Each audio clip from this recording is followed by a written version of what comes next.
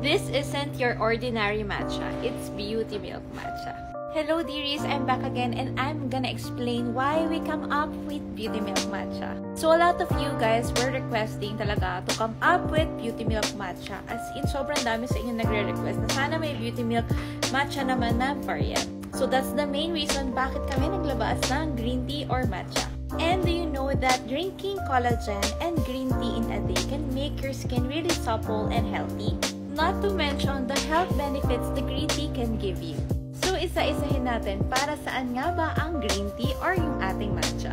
Aside from the fact that meron siyang hydrolyzed marine collagen, glutathione, and madami po siyang antioxidant, as you can see, may black tea, goji berry, acai berry, and everything else. Do you know that daily drinking of matcha can make your skin supple, as well as your gut healthy, and all your organs healthy? At samahan niyo pa guys ng napakataas na content ng collagen, which makes the bones stronger, skin firmer, and body healthier.